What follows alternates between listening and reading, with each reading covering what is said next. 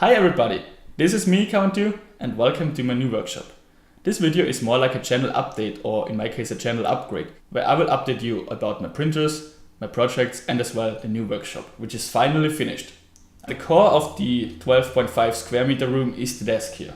It's pretty long but not very wide. It's too small for the Caverntwo, I know about that, but the printer got a new place anyways, so stay tuned for that. And the most important thing is that here on the left there's a PC. It's perfect for last minute model slicing as well as some audio and video recording once I figure out how to stream from the camera. It will be connected to the internet and the local network once the remaining 90 feet of wires are laid down, and then I can fully use it here. But the most important thing about the desk is the prototyping area, which is the one I'm sitting right now in front. There I have two sockets. They are not connected to the printing circuit, so a bad device here won't kill all the prints, at least in theory. I have another socket here, which is connected to the printer circuit and will be used for some printer testing, so I can plug in the printer here and I'm still able to do some other stuff simultaneously without affecting the print, which is very important to me. On the very right here, there's an emergency stop button, which is the last resort if something goes terribly wrong with all the prints. So, looking behind me, there's a shelf. This shelf contains all of the electronics and 3D printing related items and stuff I have anywhere around. So looking to the left, there's the JG Aurora A5, my currently most reliable printer. It will probably stay in this position, but I'm not sure about the rotation. On top of the shelf, there's the AnyQV Castle, my second most reliable printer and the one I actually like the most, as it's a Delta and it's very fast. Well, looking behind the camera, there you can see 3 IKEA lug tables with 2 printers on them. The left printer is the A-Net A8. It's a dual extrusion machine, or at least I upgraded it to a dual extrusion machine. And it's actually pretty much reliable. So if you want to print something with a 90% chance it comes out in one piece.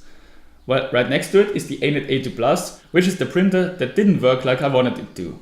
But after a lot of upgrades, it finally works like a charm as well. By the way, the A-Net A8 started to overheat in this new location, cramped in the corner. About 1.5 hours in the prints, they suddenly stopped and the printer restarted after about 2 minutes, which was quite a problem and I didn't know why.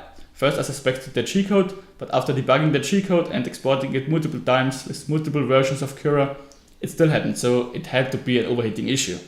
A small cooling fan to the electronics box solved this problem. And to get the A-Net A2 Plus feed filament sideways, I had to add another extruder motor holder, which is actually the NEMA 17 mount I designed for the Caverntwo, where one of the mounts was broken. Speaking of the Caverntwo, it got a new position, right next to the A-Net A8, over there. It won't stay on the floor like it's now, but it will be risen about a foot so that the vacuum cleaner can go underneath. But I'm so happy that I finally got the printer out here. I've acquired it in December and assembled it in the beginning of January, but I wasn't able to print with it. It was just too large for everywhere. Here it finally has a proper space.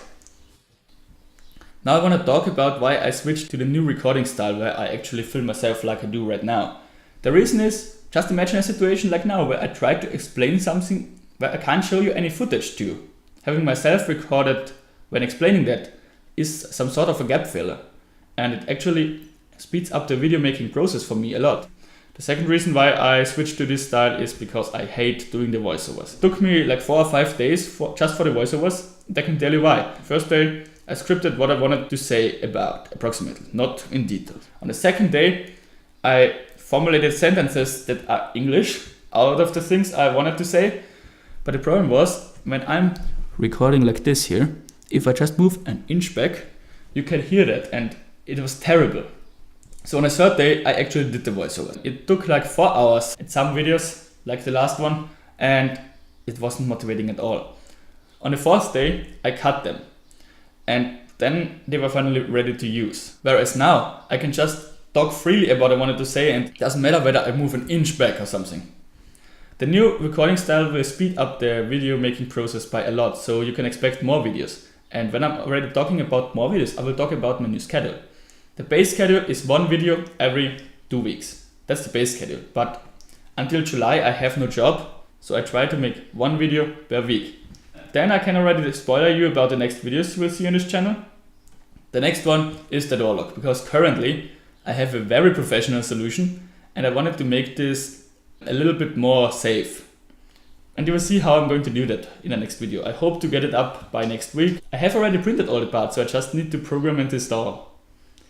Well, on the next weekend, a friend of mine, Seknir, will join me with his 3D printer. And he has an Anycubic i3 Mega, which is a very nice machine. I've seen it printing and it's very good. And we are going to do an in-depth review on this channel here. And then we are also going to compare it to the JG Aurora A5. Well, I hope you like my updates. I've got a lot more coming. If you have any suggestions, if you have any questions, just leave them down below. Have a nice day. See you soon.